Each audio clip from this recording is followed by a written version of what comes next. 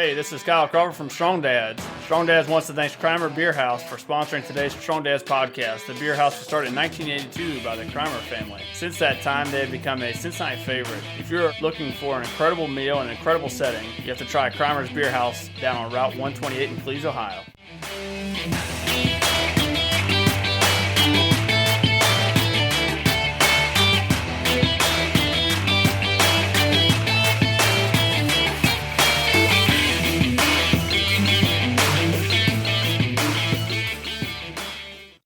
Hey, Strong Dads. Hey, this is Merle Hutchinson and Kyle Crawford. Hey, Kyle, what's up, man? Not much. How you doing? Good, but I am very intimidated by what you brought through the door tonight. You didn't tell me the magnitude of what I told you I'm bringing my boys. You brought your boys. I said don't mess with me tonight. And I'm over here cowing down in the corner because I'm afraid I'm going to get killed by these boys. Yeah, whatever. All right, so tonight we're going to have a lot of fun. We're going to have some fun, and we have a men's small group here. This is actually Kyle's group that you meet with. Is it weekly? Yep, every Tuesday night. Okay, I knew that on Tuesday nights something in the world was a little better. That's right. It was a little better. There was peace in the world on Tuesday nights. All right. Yes. So we're going to meet a little bit. We're going to have some fun.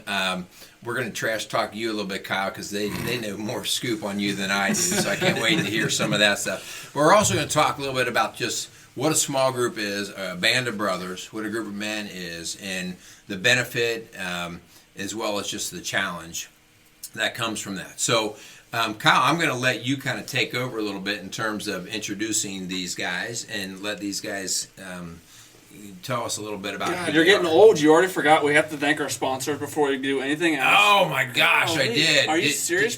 I got it. I'll take care of it. Okay, don't worry about it. I got it. You got it. It's about time you did something today. Yeah, so before we do the intros for the guys sitting here with us, definitely Strong Dads wants to thank Crimer's Beer House down on Route 128. Thanks so much for coming alongside of us. So if you guys are looking for an incredible meal in an incredible setting, definitely go down, go check out Crimer's Beer House. Also, Strong Dads wants to thank Mansfield Insurance Agency in Bright, Indiana for sponsoring today's show. The Mansfield Insurance Agency has been dedicated to individuals and businesses in Bright, Indiana, and they serve all the clients throughout Indiana, Ohio, and Kentucky. So all your insurance needs, definitely check out Mansfield Insurance Agency. So now we can get to... You did a whole lot better on that than you normally do. Normally I have to hold your hand when you go through that. Just Yeah. He's on his A game today. He is. He's been practicing all day long.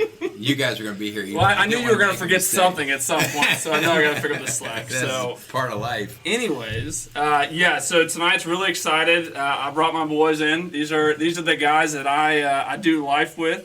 As I just said, every Tuesday we meet with these guys. And our small group, or our community, we call it, is Holy Smokes. And the premise behind that, the idea behind that was, I believe, created by Mike Berry. He came up with the name, and I will introduce him in a second. But Holy Smokes is a group we meet every Tuesday.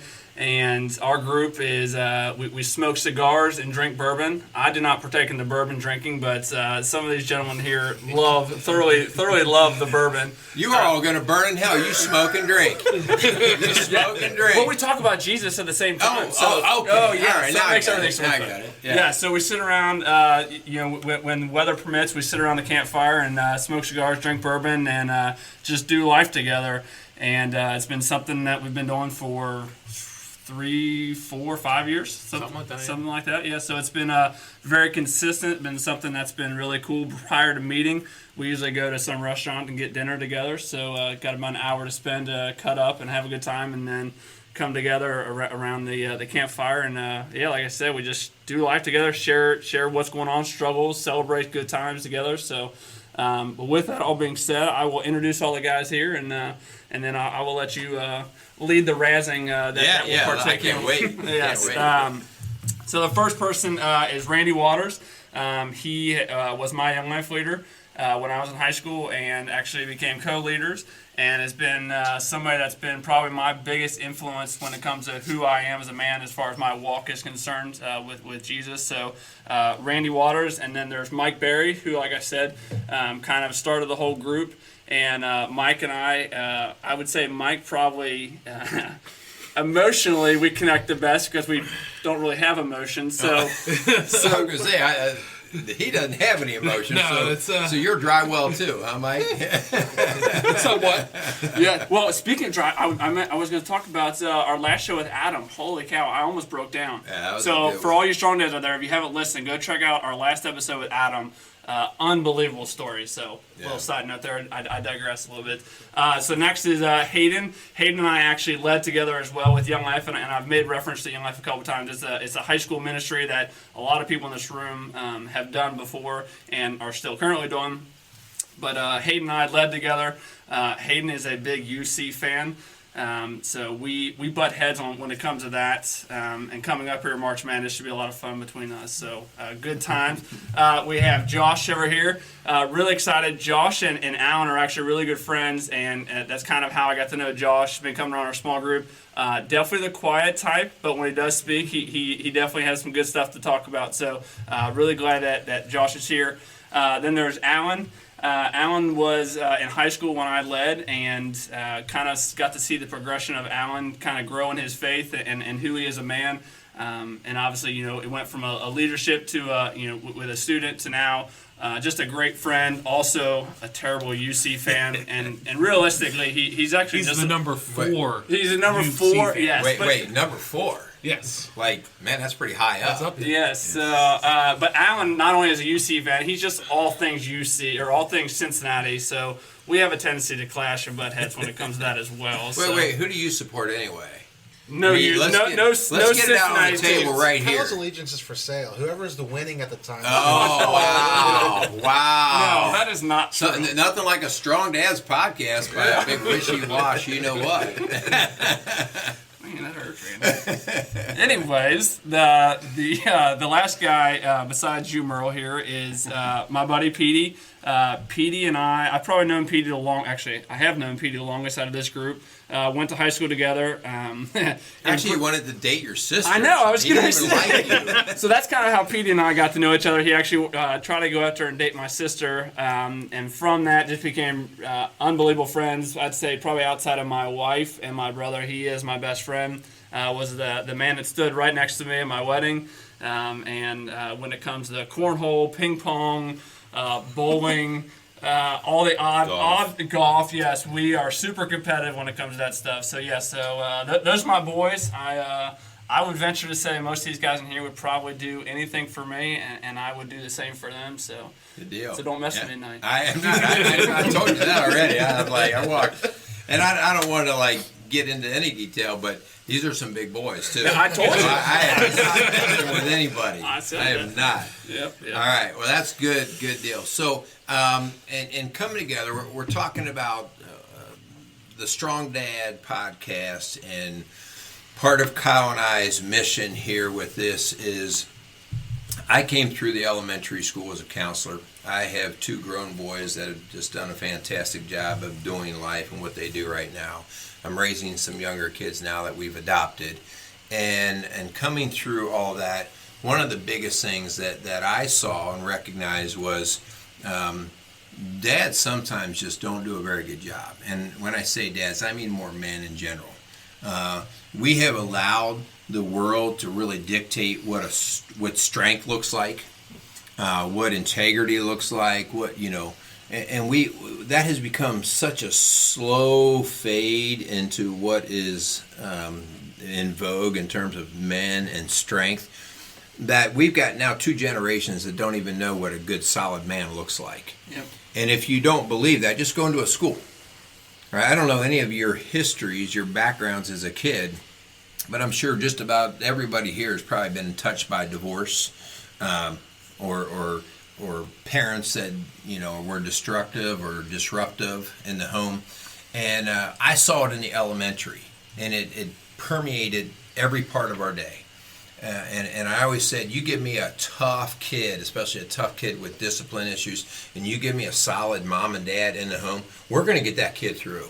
Yeah. All right? We're going to get him through. It's not going to be easy, but we're going to get him through. You give me that same tough kid in a broken home, all bets are off. There's not enough magic in my fingertips to try to even figure out how we're going to get that one done.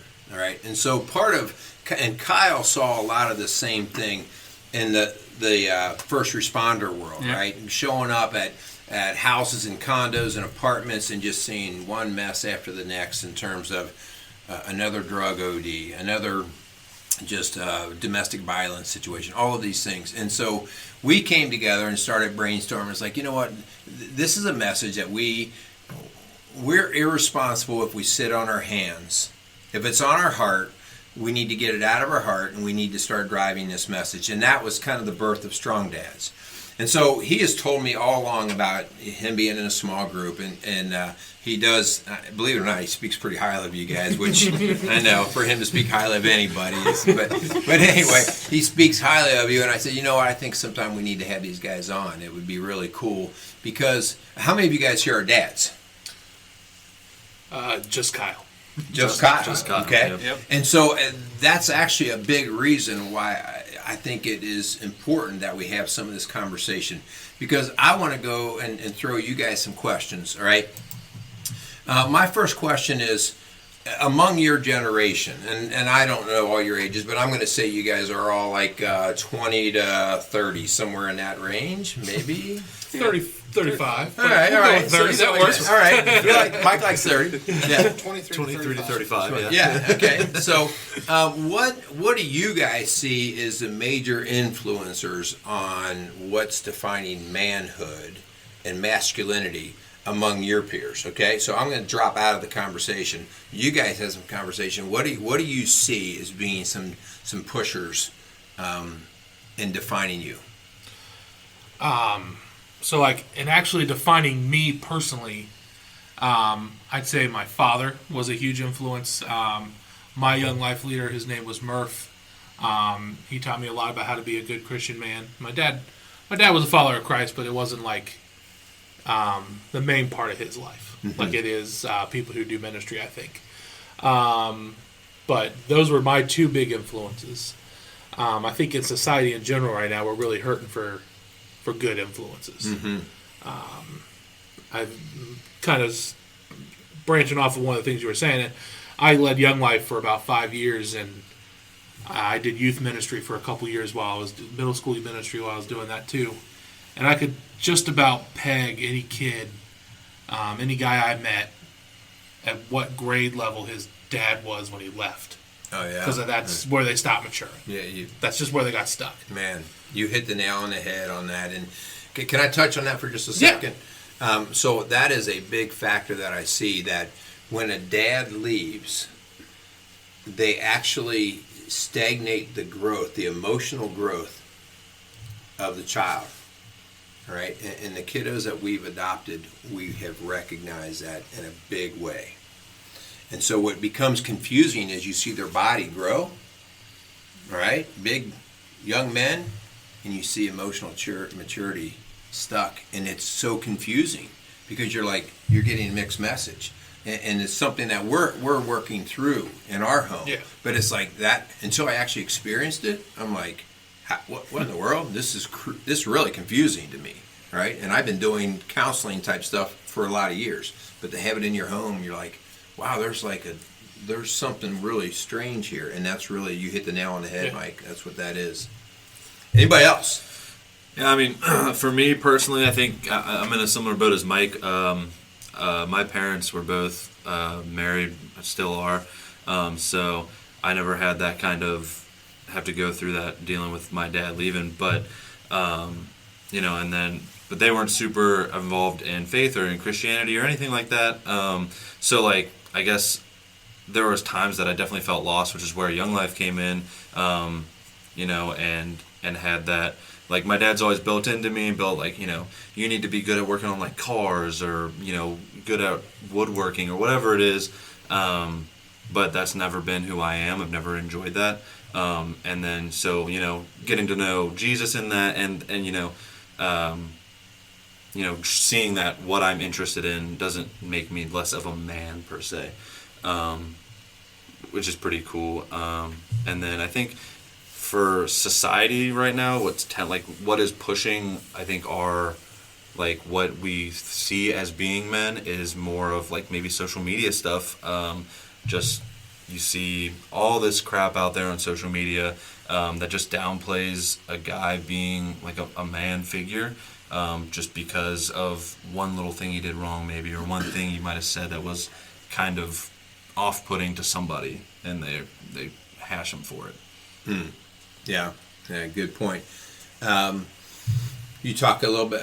I thought you were going to maybe go down the road a little bit with social media, but the with video games. Yeah, I love video games too. So Yeah. Well, it's definitely something that I'll tee up on a little bit. Yeah. Maybe not necessarily right now, but I see one of the challenges that we have in here are the number of young kids that come in that are losing all kinds of social skills, all kinds of even physical skills because they're engaged with a video game all day, and it's become their reality. And you're like, okay, wait, and there's just a lot of messages that come across on a video game that are not necessarily true male strength. right. Right, but we can get into that a little bit later. Yeah. Anybody else? What is pushing or driving masculinity and through your eyes? So, I mean, from myself personally, I think my father and both my grandfathers played a big role in that in my life. And it was in a sense that they gave me freedom, right, to go and be who I was, do what I wanted to do. But they also were really good at just throwing out these checks along the way, right? Just, hey, I see what you're doing. Do you want to do that kind of thing? Or Give you just enough rope to hang yourself. right. It never, and it was never anything like to put me down or force me into a certain type of thing, But my dad would set boundaries for me like this. Look, I don't care what you do for an after-school activity. You want to do drama, you want to play football, whatever. But the one rule is you're not allowed to come home after school and do nothing. So it wasn't like, oh, you got to go play a sport or, whatever. It was, do what you want. You want to be in the chess club? Go be in the chess club. That's fine. But you've got to find your activity to go and be engaged in. And just, those types of little pushes along the way, I think, really helped shape me because they just had this, this loving checks along the way. But also there's just this consistency with it all throughout. Yeah. I always knew I was going to stand with them. But today, what I see is that is challenged everywhere. That political correctness, society, culture, however you want to put it, has come up with a new definition of what being a man is. And you are wrong if you don't meet that new definition. And that new definition is very submissive. Like you aren't a leader anymore. You're not allowed to lead. It is wrong for you to be a leader as a man. And also that I don't know what I'm trying to say there, but you are not allowed to be yourself in that way. Like you have to follow what these norms are that society is starting to say is what a man does. Which in many cases we see are kind of stifling the masculine side, Yes. right? And so you're being kind of boxed into, I'm just going to say, a more feminized version of what a Yes. male looks like. One that is, more soft and caring. And again, we mix up the word caring, but I'll just say gentle at a fault, gentle Right. to a fault, right? Yep. And you use the word like being submissive, and there is, we could talk about that a little bit later. I don't know where all of our conversation will go exactly, but yeah, we all need to learn submission, right? But Right. submission to Christ Yeah. and understanding what that is, and not necessarily. And again, there's this balance of submission to our wife and her submitting to us. Right. But yeah, so those are good things.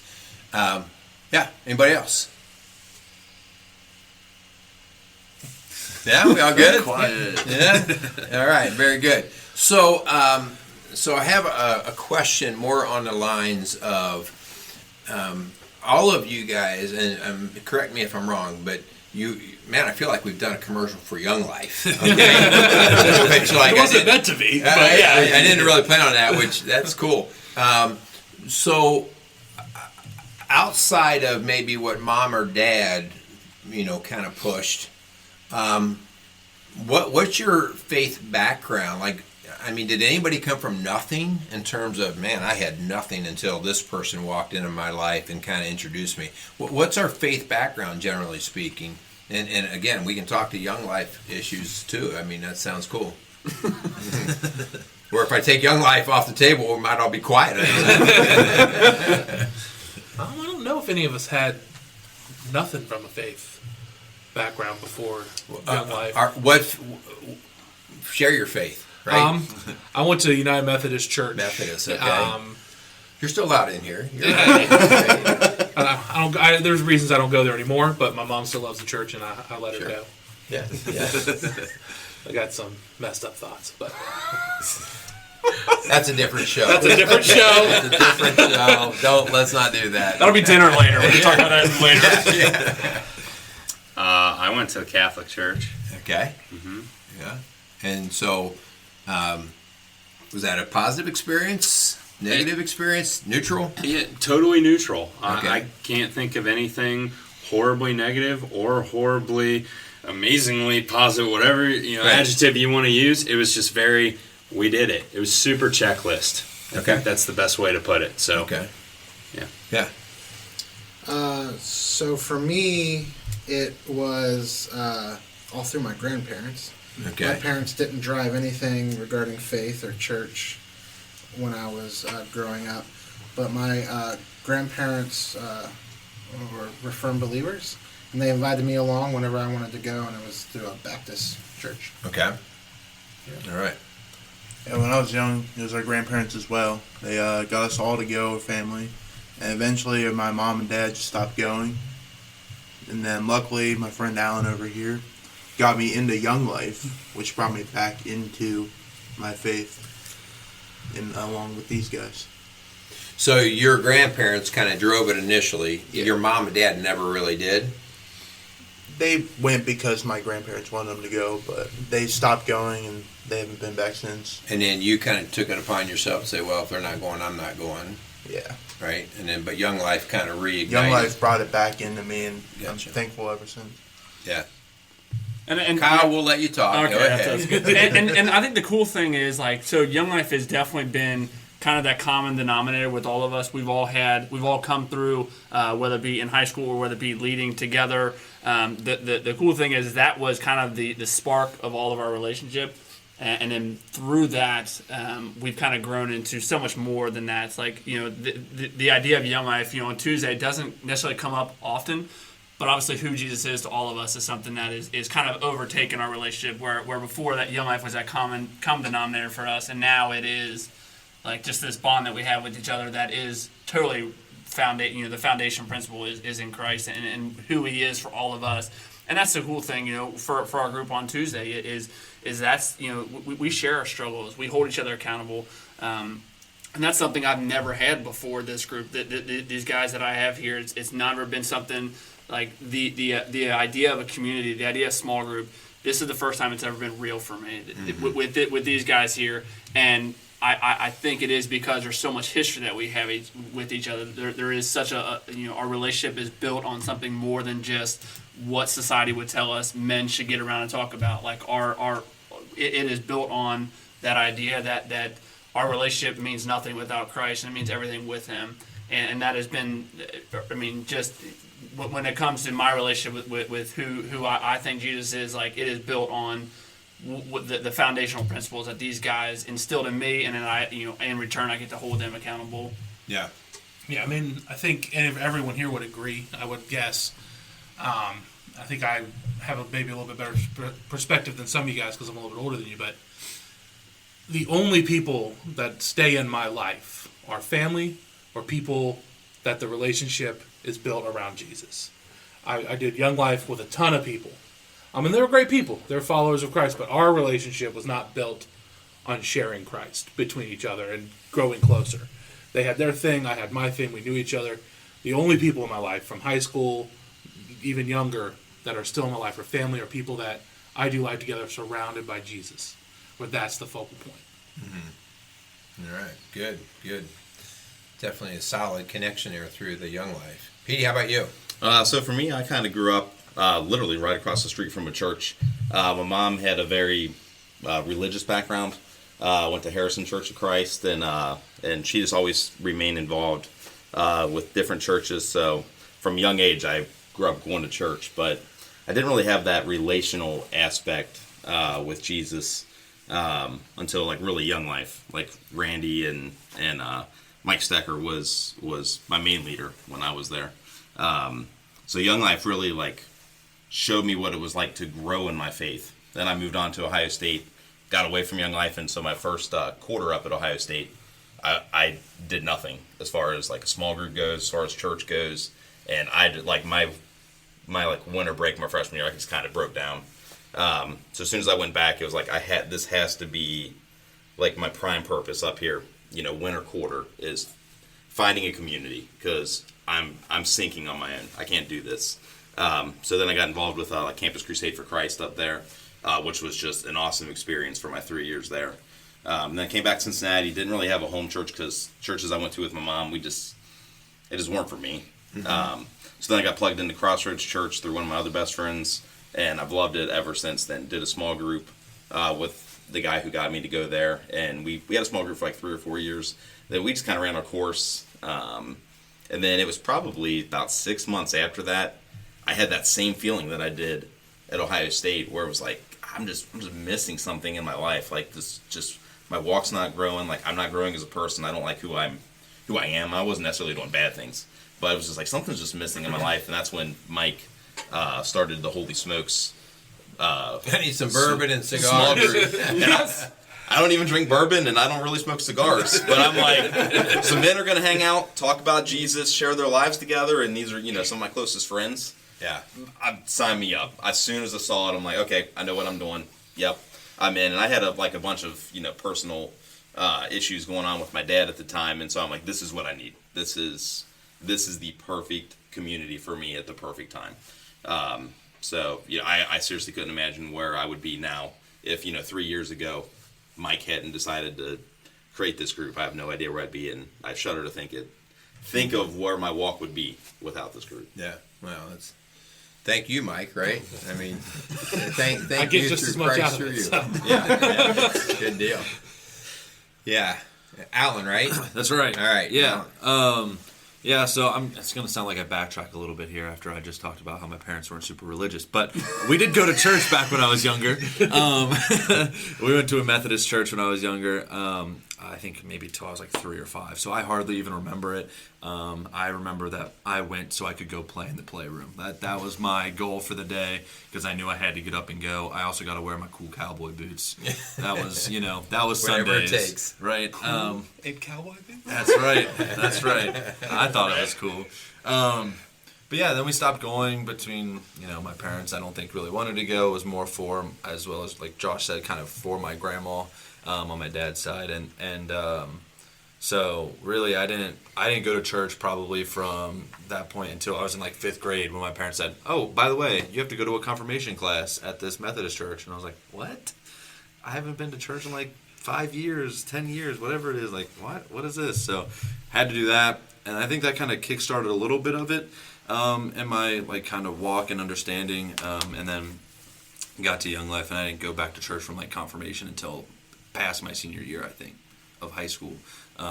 Started going to Crossroads with Clyde and Mike every weekend. Sorry, Randy, if that was how he was introduced. Clyde goes by Clyde and Randy. Just depends on how you know him these days. But yeah, so that's pretty much my background there. Good deal. So,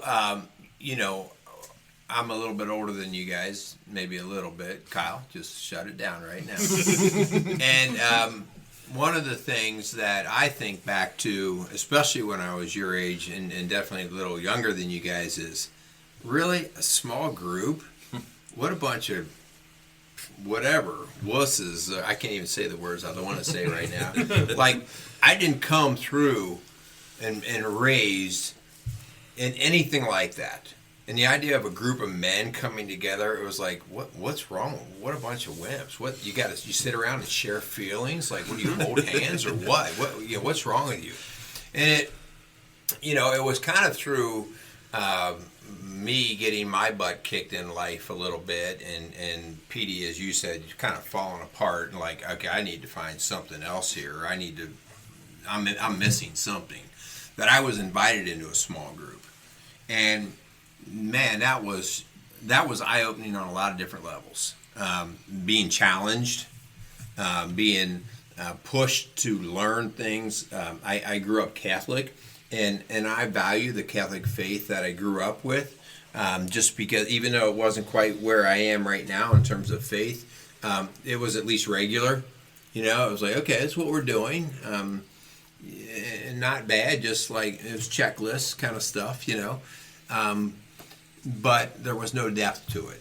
And in all honesty, if I ever had a problem, going to Christ would have no, you call an attorney, you call a cop, you call a doctor, you call a man-made thing. Prayer is just something like, oh well, if nothing else works, pray. Right? And don't we look at it like that sometimes? If nothing else works, I guess you could always pray. When even calling the priest before you go to God, and I don't know, I just feel like that sounds like a weird thing, but that's what I would have thought of, growing up in the Catholic Church was you're having a horrible thing happen in your life. We need to talk to the priest. Mm-hmm.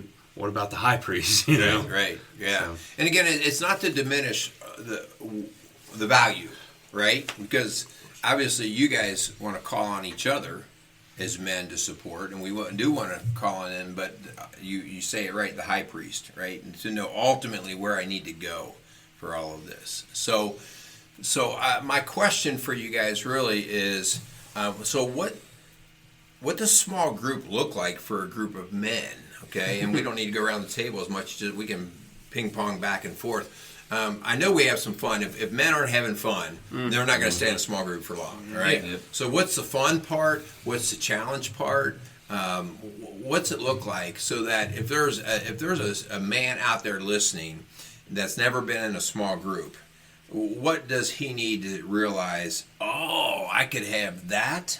Yeah. So, I know our group started just because over the years I've decided I love cigars. And I've never had better conversations with men than when I'm smoking a cigar. There's something about the right level of distraction with it that just makes it easy to have deeper conversations.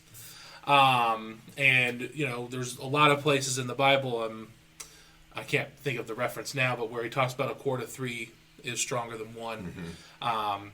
So it was like we knew we needed to do something. A lot of us, me and Clyde or Randy over there. Now it's a thing. Just call me Clyde. Anyway, it's a schizophrenia sort of thing. I've never called you Clyde. So we've tried over the years to do a bunch of different small groups, and so we've learned over the years the things that I think help make it great. Is you got to have something that it's centered around that's fun. But it also needs to be centered around Christ. So we got the cigar thing, and then we keep it pretty chill. It's 2 hours long. We spend the first hour just sharing life. Everyone goes around. They say, "Hey, this is what my week's like. This is what I got going on." So that's actually a structured part of it. Yeah. It's not just total ping pong ball back and forth. It's like, okay, let's start. Let's roll. We do it in a random order, but it's everyone gets a chance to go. If you got nothing to say, you can just kind of literally go over the list of things you did that week. That's fine. Then we spend the next hour, we pick a chapter out of the Bible, maybe two of it's a shorter chapter. We read it, and we just dig into that chapter. Whatever we think comes to us from it, whatever God might be trying to tell us, whatever we don't understand. And then we at least every couple months have a night where we're just hanging out. Just straight up hanging out, no structure. We'll smoke some meat or we'll bring some pizzas together. We just hang out. Meet at a bar and play euchre all night, whatever. Just every once in a while we just do that because you got to keep it loose. And developing the friendship. Yeah, you got to develop the friendship and stuff like that now. And we also keep our particular group, some groups are a bit more formal on it, but our group is come when you can, right? Because we got we got Kyle, we got Josh. They both work weird shifts. Like Kyle rotates. Josh is on like a swing shift, but he also rotates at the same time. So, like every once in a while, there's big chunks of time where they can't come. Like, every 2 or 3 weeks, there's a week Kyle has to miss because he's got to work. Josh is a little bit more sporadic than that, but so it's just the thing happens every week. That's consistent. If you can be there or not, if you can be there, we want you there. But if you can't, it's understood. Like it's not, where were you? We don't care. It's like you can still send us in a text like, hey man, I got this going on in life. I need prayer, and we'll take care of it for you. The idea that you send it to us and we'll pray it up, right? We'll actually spend some conscious time actually thinking about it and praying about it. Yeah. And I want to make a note. So any guys out there listening, like these guys that are here, I promise you this: no one in this room are Bible thumpers. Like we sit around and we talk about Christ because it is the most important thing for us. But man, I'm telling you, like if you sit around the campfire and smoke a cigar with these guys, as I do every Tuesday, or minus the weeks I work, like we all have stuff going on in our life. We all have things that it's like that. The cool thing is we get to talk about it in a real authentic way, which is something that I wanted to bring up. The idea that this group, more than any other guys that I ever spent time with, these guys are so real.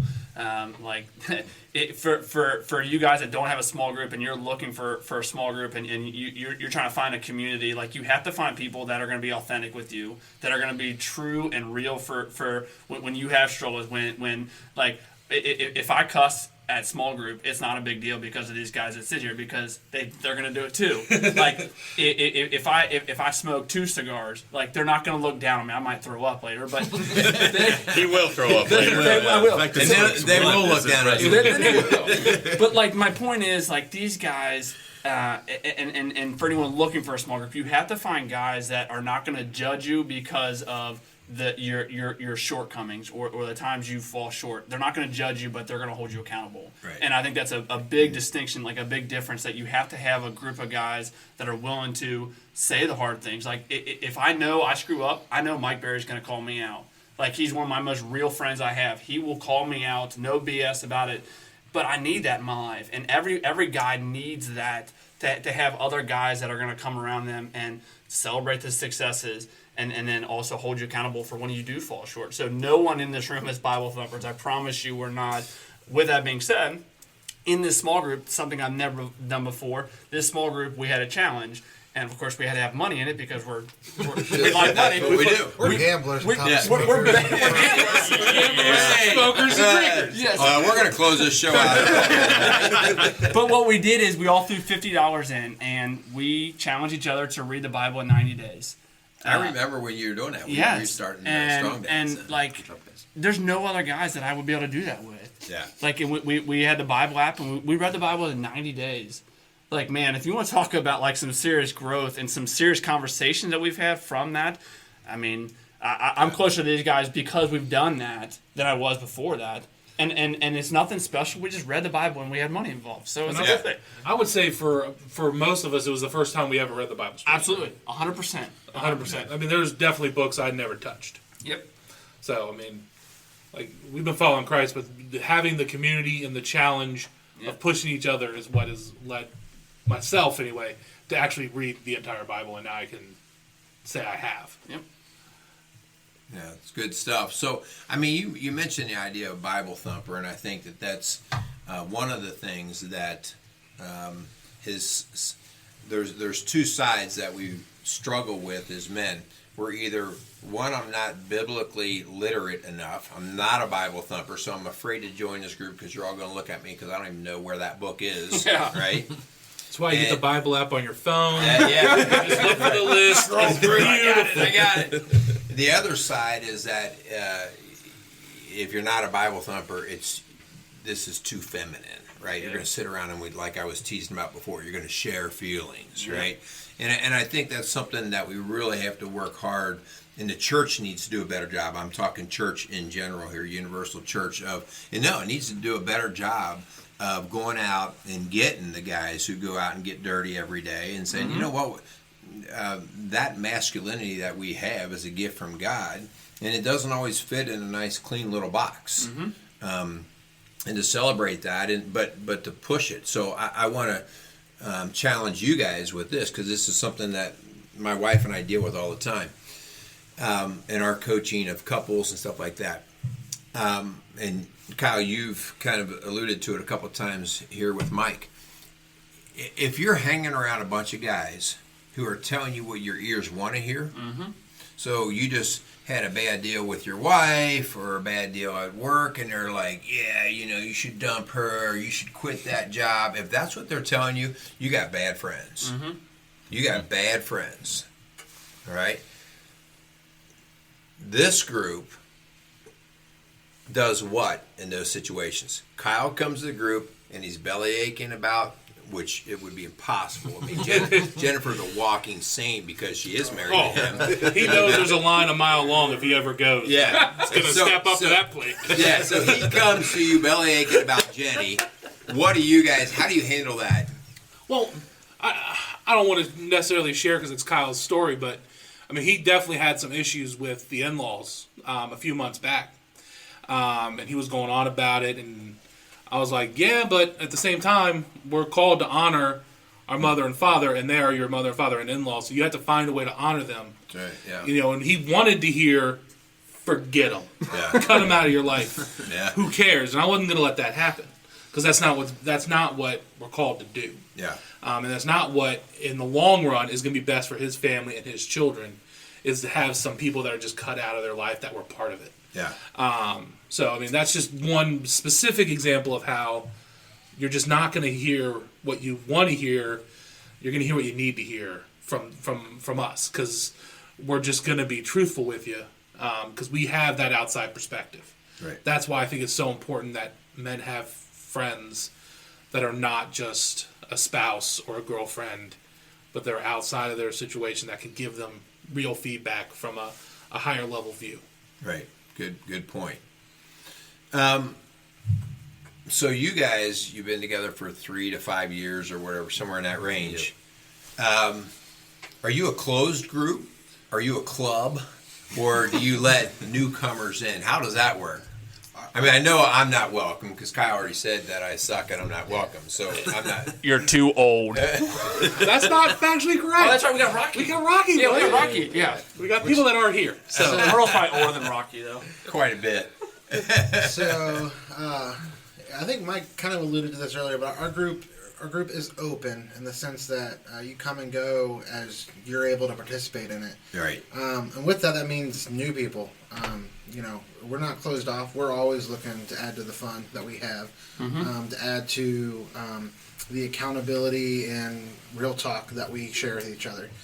And we don't set any kind of the only restriction is you got to be a guy. Yeah. And Well, that's discrimination right there. well, A lawsuit waiting for it to happen. I mean, Anyways, I'll be political. I'll be the one who's politically incorrect. You have to be born male, You have to have There you a go. penis. a natural. Oh, Yeah. Man, it's crazy how we have to define all this now. yes, we do. but this grew out of a bunch of us go to Crossroads. This grew out of Crossroads trying to grow small groups for their church, and I would say only maybe half the group goes to Crossroads. The other half of the group goes to different churches throughout our city. It's not like you have to be a Crossroads attendee to come to our group. We got guys, like I said, as young as, what are you guys, 23 right now? 23, yes, sir. And I have no idea how old Rocky is, but I tell you, he's got a gray head of hair. No offense, Rocky. He's definitely got some years of wisdom on us. And we've had different guys come in the group and leave throughout the time. There's guys that have popped in and been here for a year, and then things changed in their life, and the group didn't fit them anymore. Or they grew to a point in their faith where it was time for them to go to be in a group with their wife, or maybe they moved, or We had one guy who said he was in the CIA and then never showed up again. It was awesome. It was. He was cool. I don't know if he was truthful or not, but just He saying. needed a way out, and that was a pretty good one. Right? But we work hard to try to keep that atmosphere. We know that, especially because our core, we've all been friends. I mean, I've known Kyle since 2004. Like, he was a sophomore in high school, I think. Like, yeah, so we know that there could be that inside, close-knit kind of thing. And we try really hard to make sure that anytime someone new's coming in, they're invited into that. Right. We're not going to close them out. Right. Yeah. Yeah. And again, it's tough when you're in a group because you guys have shared stories long enough with each other that there's everything from inside jokes to confidentiality, right? Maybe you've shared something and you're like, wait, I got a new guy here. And I'm not sure how this guy is going to take it. Is he going to put it off on social media or is he going to do whatever? So there's always a little bit of a gleaning process of bringing somebody in. But I think there's, like you kind of mentioned, there's good value in bringing new blood in just because it keeps all of you kind of fresh. But so, and we're gonna work towards wrapping up just for the sake of time and everything here. But so you guys meet weekly, right? And I've been in groups before, and man, weekly is a lot. Okay. It's that commitment thing, but I also know we have a lot of guys here who aren't married. We don't have kids, right? What happens when marriages and kids come in? What's the vision for the group when that starts to roll out? Hayden just got married, and through that, Hayden and I actually got an opportunity before he got married, and kind of stemmed off of our small group. Hayden and I got an opportunity to meet one-on-one and kind of just talk about the struggles that I've had in my marriage and, the stuff that Jenny and I have dealt with, and kind of, not that I'm coming from a place of a whole lot of wisdom, but was able to talk to Hayden and he had questions and we were able to talk through it and prepare him for him and Hannah when they got married. As far as the guys here, Hayden and I are the only ones that are married. But in our small group, we talk about we've talked about issues like with pornography and dating and all those topics of women come up in conversation and because we feel like they should and we've talked about before like with the man series that Crossroads the 5 marks of a man, like we believe in those core values for our group that we should be godly men and we should stand for biblical beliefs, and part of those biblical beliefs is treating women a certain way. And that was part of Hayden and I meeting together, and that's part of what we talk about on a regular basis. Yeah, good stuff. I think in general for groups, a big part of having a group be successful long term is it's got to be flexible, right? So if it gets to the point where truly every week is not possible for the vast majority, then maybe we go to every other week. So there's flexibility. But there's got to be a consistency, and it's got to be known that's going to happen. That is, I think, very important. Yeah. All right. So my last major question to kind of wrap things up for the night is, what do you see as the the right word, the most dangerous or the biggest obstacles that us men face in today's generation? What's choking us out?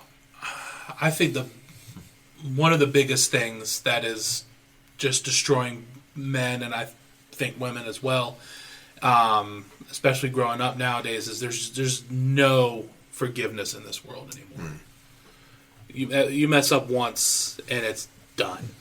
With all the social media and everything on the internet, it's permanent now, and I think that's a huge thing that really grips. And I think.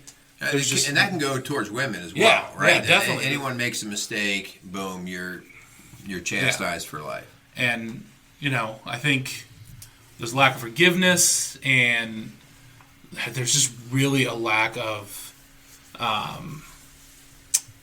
don't even know what I'm trying to say right now. I lost my train of thought, but just there's a lack of forgiveness, and there's just a lack of people that are strong men that are willing to pour into younger people. Yeah, good. The mentors, which used to be, several of you mentioned, that your dad or your grandpa poured into you. Mm-hmm. Well, believe it or not, that is quickly drifting, right? That's quickly drifting out. And so we are already seeing the influence of that those male strong figures are not as present.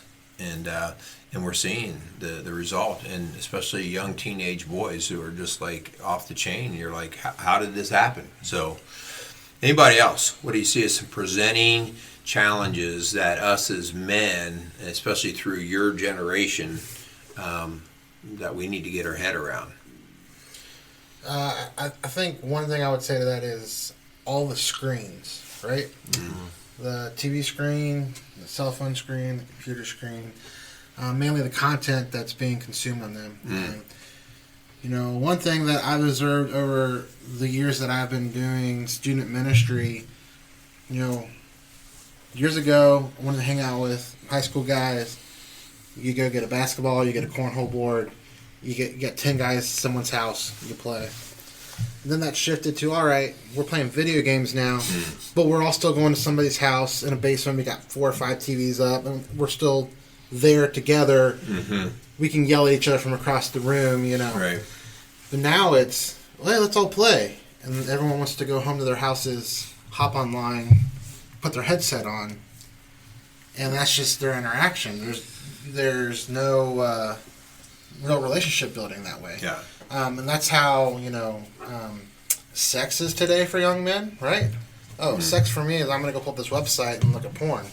That's all I know about sex. I don't know anything about building a relationship and physical intimacy. Like, sex is just entertainment. Yeah. And, you know, just communication in general through technology, which, I mean, I work in IT. Technology is great. I love what it's done for the world. At the same time, it's not being checked, especially in the lives of young men.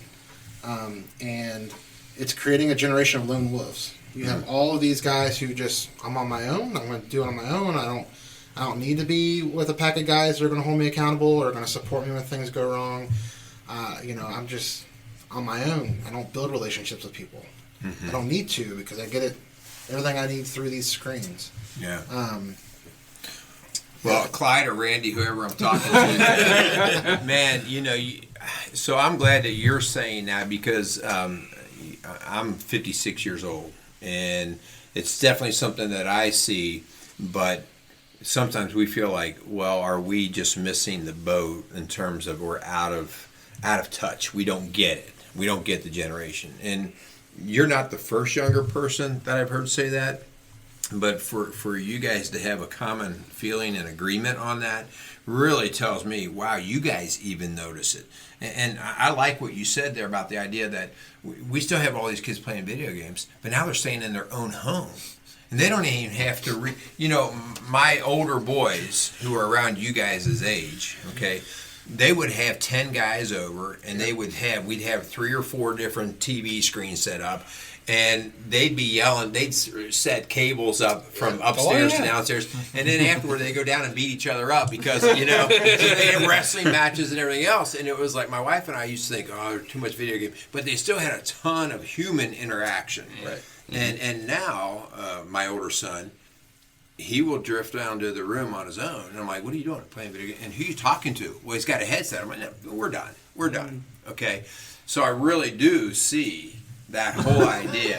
Whoa, I got a guilty man right here. Sorry. There's two guys in here. Josh is my roommate, and there are going to be days that I don't even talk to him because I'm in my room playing video games, and he's in his room playing video games. And we give them crap I'm all so thankful you guys are part of our group. We get to Yeah. have real conversations. Are you hearing this?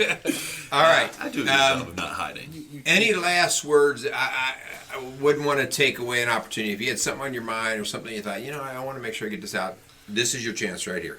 One thing when Randy was talking about screens, I thought just big picture in general is the concept of instant gratification. That's a huge issue. Yeah. Like screens aren't awful. You say you work in IT, and technology is the way the world's developing. It helps us in a lot of ways. Right. But the concept of instant, that, you know, what's sex now? It's you can go watch it in 3 seconds online. Mm-hmm. Anything you want to do in general in life has now become instant, and it doesn't require work. Why are guys not going playing basketball? You ask a kid to go play basketball, I gotta go do this, and then there's excuses, and they all are, I don't want to work for it. Why aren't you playing basketball right now, Hayden? I think, because I'm fat. And I broke my shoulder. Leave me alone. So I was playing basketball a few weeks ago. I broke my shoulder. Oh, It's my great. first week out of the sling. Oh, wow. I broke my shoulder because Kyle, of that. give him a little bit of sympathy. Good Lord. Sorry. Anyways, go ahead, Jess. Instant gratification. Continue. That was No, instant you ruined it. I'm just kidding. Yeah, I think instant gratification's a huge issue because of the lack of work ethic. I know that they're the opposite and they're related, but yeah, people don't want to work for stuff. I mean, that was when my dad taught me as a kid. You want to get a car when you're 16, or you're gonna start bagging at Kroger when you're 14. You're gonna go get a job, and you're gonna earn it. Yeah. And I don't think people want to earn stuff anymore, and that's you see dads leaving, unfortunately, in a lot of people's lives because they don't want to put the work in to raise the kid. Yeah. And there's other circumstances around that, but in general, there's just less and less work happening because everyone wants it instantly. Yeah. And I think it's a big problem.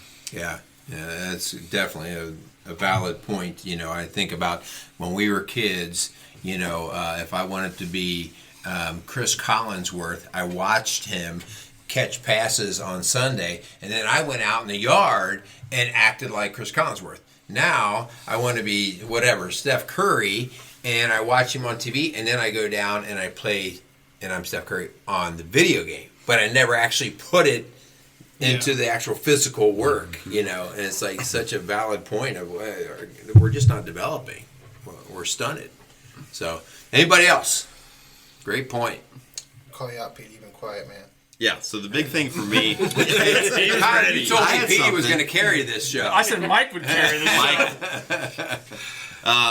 yeah. So to me, the big thing about community is the intentionality in the group. You know, there's guys out there that go to the bar with guy friends. They might work on cars with guy friends, play basketball with guy friends, but they don't have the intentionality. It's all surface level. It's, you know, oh yeah, how.